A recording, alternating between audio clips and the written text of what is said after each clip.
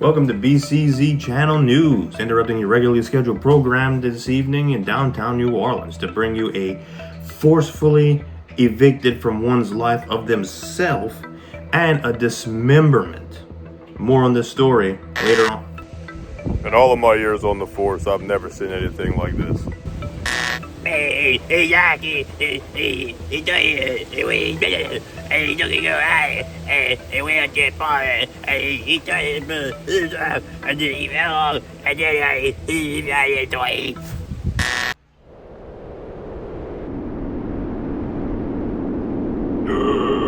Anyways, welcome to Bayou Channel Zero. Today we have myself, Alec, Joris, Gage, and Nick. Yeah.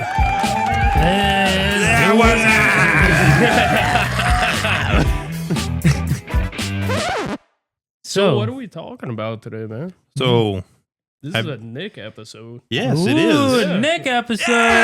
He said the magic word of the day. Yeah, so I hope y'all ready for one.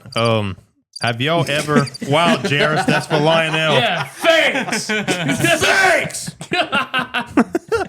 Hit the censor button as soon as you there. I'm sorry, what? Come back with us. Well, I thought you was going to hit the button. No, this is actually your turn. Yeah, okay. Well, Psych!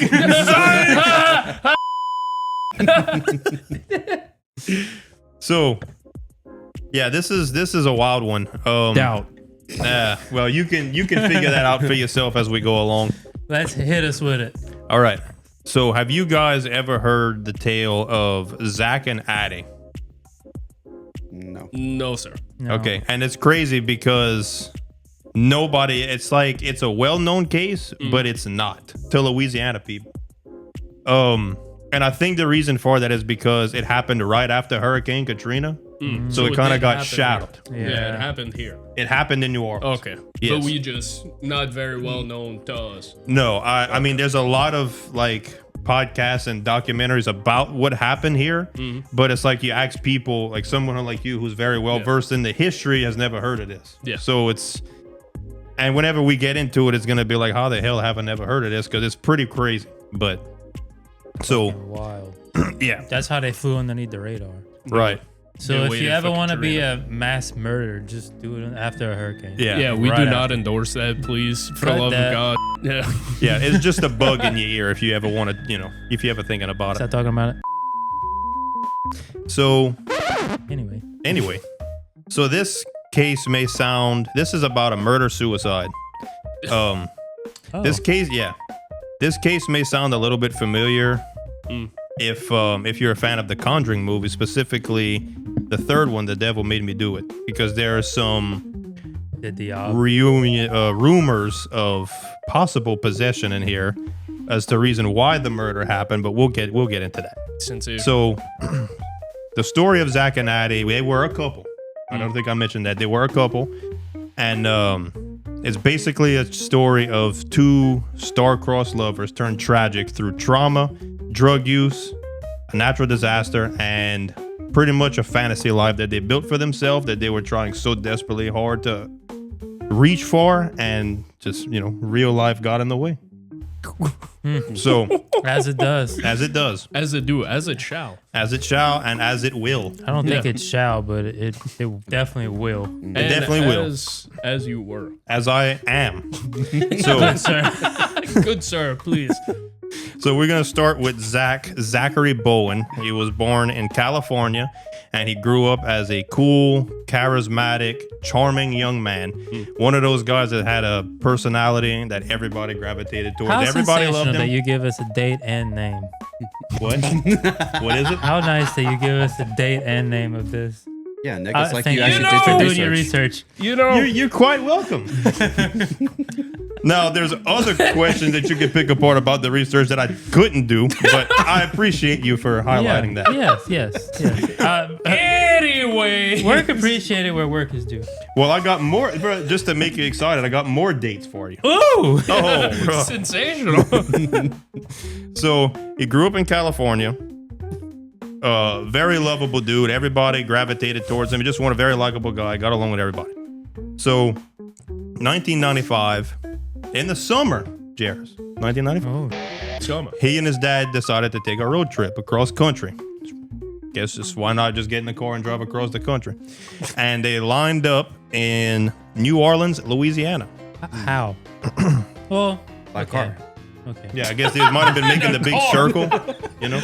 Someone call it a long circle. Some would call it a long circle. Some would. If you're a flat earther, Actually- it's just a circle. But if you're not, it's a flat it's circle. it's a globe circle. It's a 2-dimensional circle. Someone Yes. called the globe a sphere. What? A sphere. Oh, a sphere. Yes. Yeah. Yeah. Yeah. Yes. All right. So they landed in New Orleans, and Zach ended up falling in love with the culture. He loved it so much he wanted to stay. He decided to stay. Now the negotiations of this between him and his dad, I don't understand, but he stayed and his dad moved on. You're leaving me I here, was father. about to ask you, did his dad just ditch him in New Orleans? Well, or him and his mom eventually, like his dad and his mom eventually moved. So I guess maybe they just said, you know what, screw it. He's going to be all right. we'll come I don't know back. what happened here, but it's We'll be kind of back. strange. Yeah. So he stays in New Orleans and the parents ended up moving. So after some time, he gets a job at a bar in the French Quarter, As you do. as you do, as you shall. as you shall. And As you did. his charming personality. And the reason why I keep bringing this up is because this is going to play into something later. He's starting, not to cut you off, Yeah, but go to ahead. cut you off. It's starting to sound a lot like, who is it? Jeffrey Dahmer. Yeah, that's Yes. You know, kind of like the Ted Bundy. Kind Ted Bundy, you know, super charming, Yeah. all of that. you Did know. he Yep. drive a Beetle? Yeah, He did might have. drive a Beetle. Dude, He Zach, drove a bug Yeah. around. he might have, honestly. I don't know. Particularly white or yellow. I think it might have been something. He in the might paint, have dude. had. He didn't wear glasses. Oh, So Oh, okay. that kind of Fair. throws that out the window. But I mean, turtleneck sweater either. yeah, I'm sure he put one on at some point. Arm sling. Yeah, maybe. I don't know. If he was in a bar, he wasn't wearing that kind of. He wasn't wearing that. No. He might just be like perfectly fit into Bourbon Street. Yeah, He- Just he- show up in a turtleneck and slacks and just business casual, whatever. yeah. Perfect. True.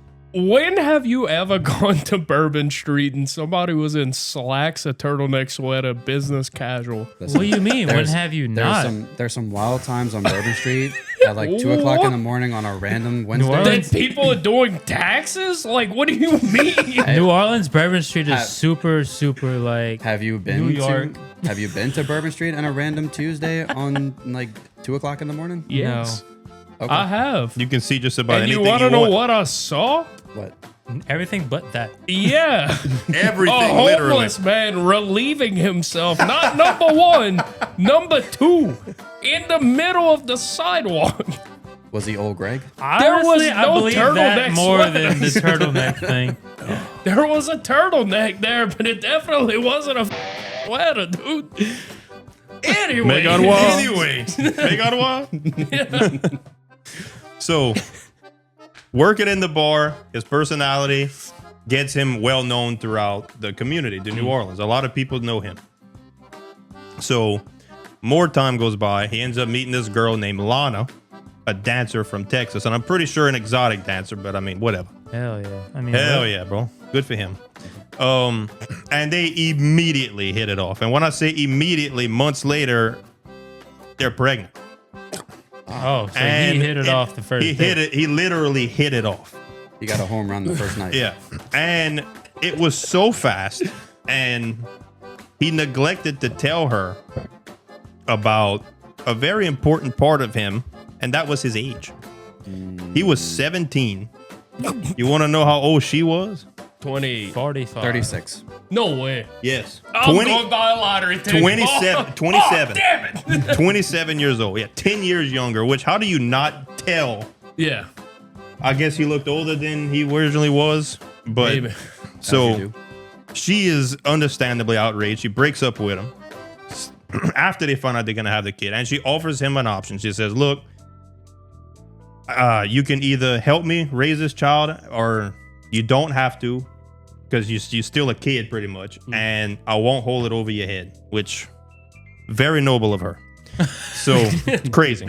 It just seems like all these life decisions that keep happening to him, everybody's like, well, all right. Yeah. You know, okay. I'm gonna have your child, but you don't have to help me raise it. Yeah. I'm not gonna hold it against you. Yeah, you want to stay here in New Orleans and you're 17 years old?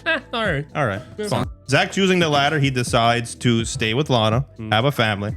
They get married, and despite the age gap, they ended up going on to have a very loving and happy marriage. So, in May of 2000, 5 years later, they have another child. And this is another one.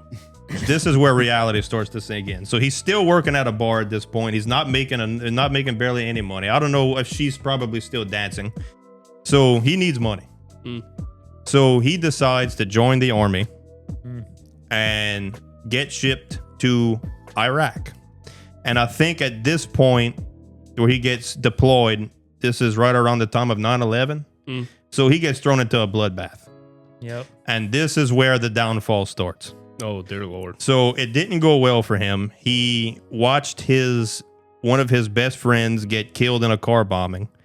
And he also befriended an Iraqi child civilian while he was there. How? I'm not sure. But they honestly grew very close for a while. And they ended up later on. I don't know if this is from movies or if it really happened, but didn't like the kids bring like food and to sell to the Yes, and I think that was an interaction. That might have been one. Yeah. And then some of the soldiers would give them candy and stuff like that. Yeah. Yeah. So because of the interaction, the child and their entire family were executed under the premise of just interacting with Americans. Right. So that messed him up pretty bad, and I don't think it was ever officially released, but he definitely started with PTSD. Yeah. That'll do it. Yeah, that'll do it. Yeah. So after a couple of years, he ended up getting discharged from the military. He goes back home to New Orleans, and he is not the same person. Lana divorces him because she said that he is not the man I married. He is not the person I fell in love with. I wonder why. Yeah, I wonder why. You spend a few years watching your friends get murdered. That'll do it. So they go their separate ways. She stays in New Orleans, but they go their separate ways. So a few years later, in the summer of 2005, hey, Another day. Another day. I got more for I you, appreciate buddy. it. Very, very knowledgeable in this story. I wouldn't say that, but thank you. I appreciate that. I love your research tactics, Nick, by the way. Yes. Yeah, I'm glad that you did the research. That makes me feel good. Yeah. There you go. The little bit of effort goes a long way. It sure does. Alec, here. We love you. Yeah, okay. So in the summer of 2005, after he and Lana have been divorced for a while, he gets back involved in the NOLA scene and gets another job at another bar, working the graveyard shift. So it's basically like he started back to the drawing board, working at a bar, night shift, people, using his personality again. I guess the PTSD kind of calmed down a little bit because he was still his good, charming self. Got back to civilian life. Civilian life, correct. So it was here, the girl working opposite shift to him, Addie Hall or Adrian Hall. This is where they met. So, The plot thickens.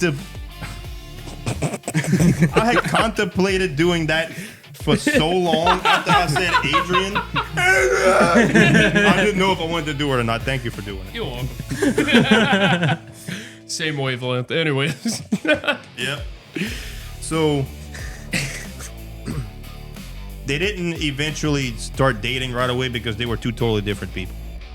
She was pretty much Jenny from Forrest Gump, a traveling hippie, free spirit type person. Yeah, A flower child. If you want to call Jenny a free spirit, we'll keep it PG. But anyway, I love you, Jenny. Yeah.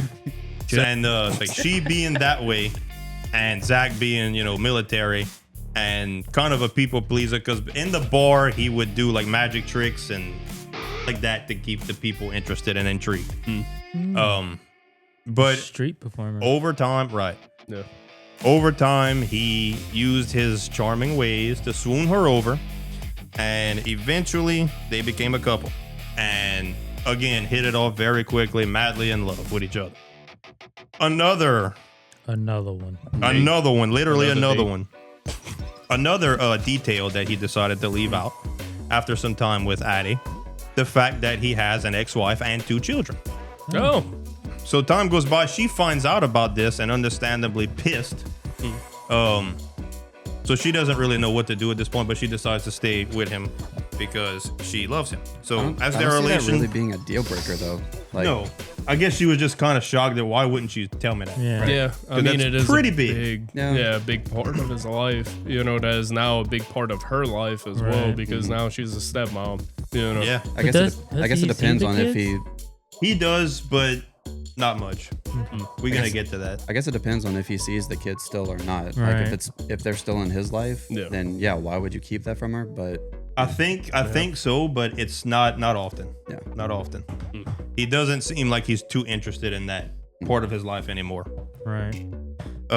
So as their relationship grows, time passes. A beast begins to brew in the Atlantic in the summer of 2005. And do we all remember what happened in 2005? Correct. Yes. Yes. Hurricane Katrina. Katrina. So this is where I think no, never mind, regardless. So Disregard. with the storm on the way, as in the Gulf at this point, it's heading to New Orleans.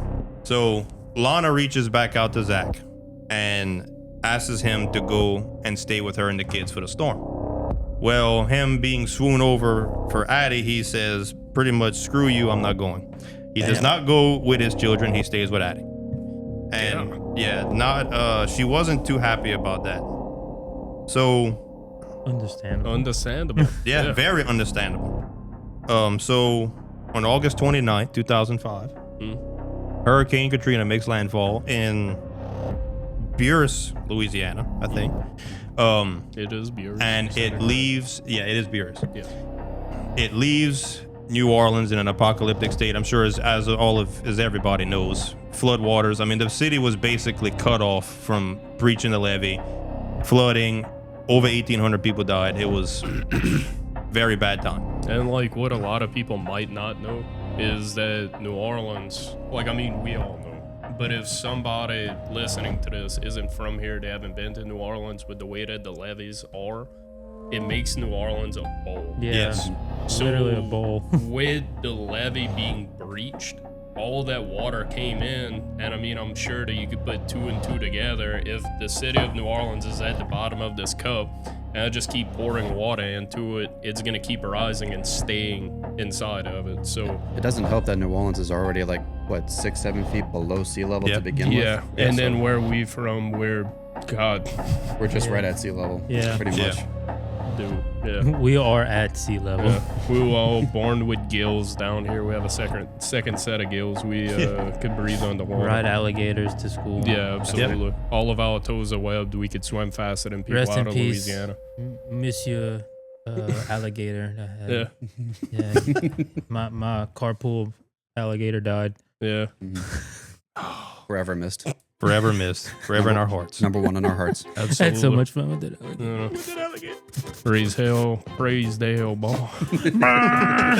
Pit maneuver your local alligator with your alligator. Anyways, Nick, as you were saying. As I am. As you are. As you So, will. pretty much because of the devastation from Katrina, the city was cut off. Yes. Zach and Addie stayed in the city during the storm. So, believe it or not, in this chaos, this is where their relationship thrived. It became perfection. Because you think about it, you got no power, you got barely anybody in the city, just a few stragglers, you got no responsibilities, nobody's going to work. It's just you, it's just each other, just you and them. You're just surviving. You're just surviving. Yeah. So they pretty much created that fantasy life that they wanted. They didn't have any responsibilities. It was just them.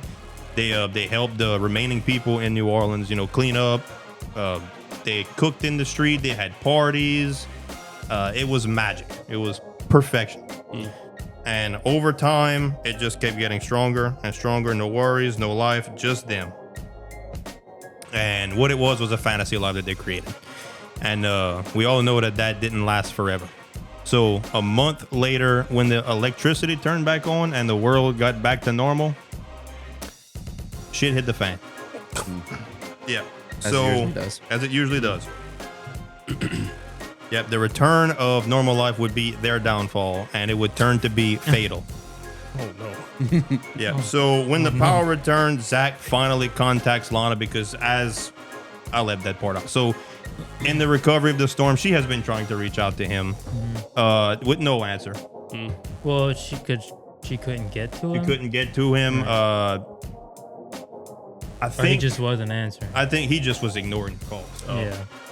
So eventually, he reaches back out, furious, obviously. So he says, or they agreed to meet up somewhere to settle the differences, and they agreed that Zack is going to have the kids every other week. So now that Lana's back involved, Addie starts to get jealous, and it's a recipe of disaster. So now that they got to go back to work, now that life is coming back to normal, and the responsibilities are piling up, the tension starts to rise. Addie becomes more jealous. Zack starts to become more jealous of Addie because she is working in bars as well, and she is dancing. She is doing things, entertainment. So he gets to be aggressively jealous of this. Also, the drugs and the drinking start. No.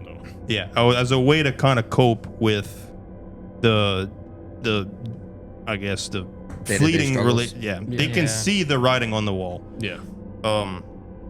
So as this time keeps getting worse, the fights keep growing. The tension starts to build. His PTSD starts to return. Yeah. So Hello! If you catch that reference, I will love you forever. Regardless, please excuse all the metal in the background. I am a massive metalhead, but that's besides the point. Anyway, hope you're enjoying the episode so far. Thank you so much for tuning in.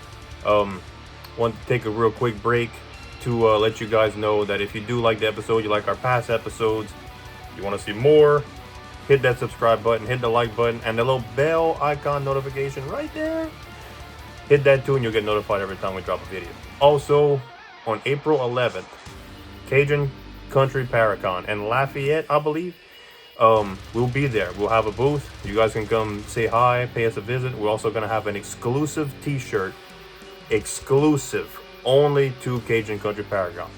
So if you want to have one of those shirts, come take a ride and snack it up. We'll also have, I believe, prints, koozies, stuff like that. So hopefully we'll see you guys there. If not, that's fine. However, but thanks for listening, and we'll see you on the next one. Back to the video now. all right, y'all good to go? Yes. All right, cool. So the jealousy then turned into him seeing that as an act of defiance. So he wants to return the favor. He starts sneaking out on her, one night stands, all this other crap. Oh. So, There he goes. yep. One of God's own creations. So keep harping on it. Eventually, it gets to the point to where Zack becomes so jealous that he wants to, I guess, make her feel what he's feeling. So instead of one night stands with women, he decides to cheat on her with a man, claiming that he's been bisexual out of nowhere. Ow. So What? yeah, dude, this man is slowly losing his mind. He's got PTSD, bro. It's not good. I'm trying to wrap my head around this man's train of thought. You're not supposed to, though. Yeah, you might not want to. It makes no sense. It doesn't make sense. That's why I think is just an act of defiance. Like, it's like, okay, you want to do this to me? Well, watch this. Oh, you're not my age Even because though- I'm having one night stands with women. But you want to know what I'm going to do? I'm going to go out and I'm going to start talking to dudes. I'm gonna start talking to dudes. One night stands You with went dudes. roam the north side of Bourbon and was like, hey, boys.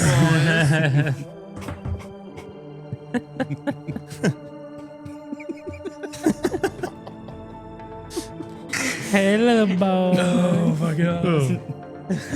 We got some bad long circles here. Oh, Sword fighting with some long circles. Oh! God. Anyway. Got him. North side of Bourbon Street if you want long circles. Which, if you go to the north side of Bourbon Street, it's fine. It's fine. We have no problem. No. with No. that at Yeah, all. we just being funny. Yeah. So, this was the final nail in the coffin for her. She sees this as the ultimate betrayal, so now she wants revenge on him. So when all She this is starts girls. wait, How about now? she doesn't for do an that. eye. What are you gonna do now? Go find a horse? I'm gonna go find a horse. No, she doesn't do that. That's the longest circle. Yeah. So she doesn't do that. But at this point, they're in the middle of, because they're trying to keep their relationship together still, which they should have done broke up a long time ago. This is so toxic. No. Yeah. But they're trying to keep it together. And the middle of this happening right here, they are moving apartments No. to 826 North Rampart Street above a voodoo shop or voodoo temple. Damn. That Yeah. was good. Information. Yes. There you go. Alec. Yep. You wanna So know what? I hear all this criticism. I'll do better. Thank you. That's I'll all do we better. asked for. But we love you, We Alec. want to have a good I'll do story better. for the people. For you people. Yes. Yes. I'll do better. The For the people people. if it deserve wasn't it. for you guys, we Absolutely. wouldn't be doing this. Yes. Yeah. Details count. As I am. As he you are. was. As you be. So As he will. here's how she gets back at him for it. So Zach puts down the money for the apartment. They were gonna put the name on each other's lease, their names on the lease, Yeah. their names. Mhm. So behind his back, she goes to the landlord and signs the lease with her name only. Ooh. So Zach catches wind of this and sees the writing on the wall. And keep in mind writing on the wall, by the way. So he sees this, and obviously she's gonna kick him out after. Yeah. So then he's gonna have nothing. So huge fight breaks out between them, and this is not just a fight of the apartment. This is a fight about everything. This is the infidelity, the being gay, the everything comes out. So I guess she is just blowing him out with the insults and the violence. It gets violent, and he has enough. So what he does is he wraps his hands around her neck and strangles her to death and kills her. Oh. Yep. As you would. Yep, as you would, I guess. That's As where this he is did. going. Seems Good very reasonable. Lord. So he is obviously a changed person. So unsure of what to do next, kind of shocked at what he just did. He grabs her journal and starts to write down in detail the order of operations on what he just did and like killing her. Like, we got into a fight. She put the apartment under her name, and I killed her. I strangled her, and all this other crap. He starts keeping note of what's going on from the point he killed her up until later in this journal, Making a manifesto. making a manifesto. Dear Yep. Lord. So, this is, he has. Time goes by. There's no remorse for this murder. He's still going out, going to work. Let me back up because I left this part out. So he also wrote in the journal that after he killed her, he violated her corpse. And when I say violated, Oh. necroph. Oh. Yeah. He made a count of the in the journal. Yeah. So, Wow. and That's- her body's just rough. chilling in the apartment and in the bed. He's going to work. He's going out and partying. He's going to have a blast. And meanwhile, she's just dead in the apartment. That's not kosher. No. Decomposing. No, decomposing. Exactly. So that's where I was actually getting at. He starts to kind of remember now that she's dead and she's gonna start to decompose. So Oh shit. he gotta moves her remember into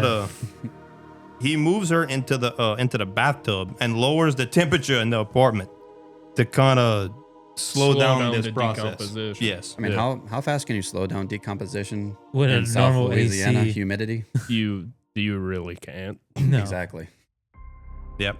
So now that Just Addie is Stick her in the freezer or something. Yeah, you could. so now that she's MIA, the friends start asking questions. Hmm. So he just tells her that they split up and she went back to Seattle or wherever she's originally from. How convenient. How convenient. For So- Zack, inconvenient for Addie. Yes, Very. very. Yes. So he reached out to Lana at this point one last time and he wanted to party with her. Pretty sure he was drunk. You know, So he hit her up with that 2 a.m. Hey, you up? pretty much. Text. So girl, you up? So, Yeah. girl. Lana reported that she thinks this was a way of him telling her goodbye. Oh, that's horrible. Yeah. Oh, so So- she actually went? No, she did. She Okay. refused. Oh, good. Yeah, thank you. And then that was the last time she ever talked to him. So I'm gonna put right now a trigger warning in here. Listener or viewer discretion is advised because this is about to get pretty gruesome. So the next part, on this part, I'm gonna tell from the investigator's perspective. So the New Orleans Police Department receives a phone call of a suicide where the victim jumped off the rooftops. Mm. Off of what building, I can't recall, so I'm sorry to fail you on that one, Jairus. The investigator, the detective for the NOPD, had made note of that this was a very odd way of suicide. That they don't normally get people jumping off of buildings. No, not really. So that was the first red flag. Hmm. And so they of course, feel him out. In the pocket there was a note specifically left for police. And the note read, "This is not an accident. I had to take my own life for the one I took. If you send a patrol car to 826 North Rampart Street, you'll find the dismembered corpse of my girlfriend Addie in the oven, on the stove, and in the fridge, and a full signed confession from myself." Dismembered. Yes, sir. Oh, dear Lord. Yeah. So they take off to the apartment. Upon investigation, the scene is something out of a horror movie. There is writing all over the wall, spray painted, messages like, "I'm such a loser. Please stop the pain."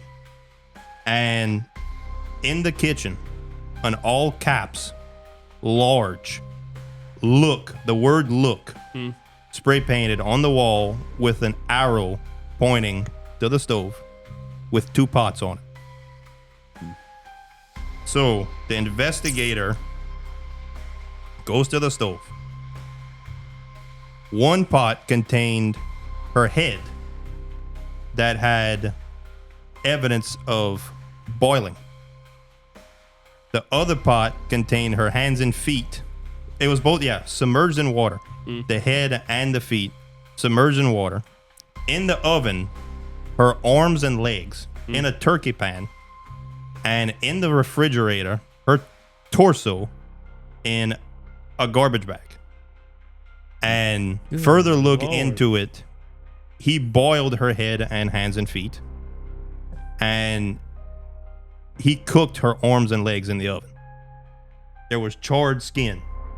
And I'd heard somewhere, a couple places, that said there was even seasoning on it, but there's no reports of Bite him marks eating. or There's no anything. reports of I was any. about to ask, like, is this more of like him trying to get rid of evidence, or was yes. this actually him like engaging in? There's no So- evidence of him engaging in I'm He sure was they did an trying different autopsy. methods to He get rid of could've- it. Yes, that's what it was. He could have went 2 different directions with it. He could have put the seasoning on it and possibly have thought about inviting guests over. Hey, I cooked a meal. They essentially get rid of the quote unquote evidence. Or he was gonna cook the remains and feed them to the street animals.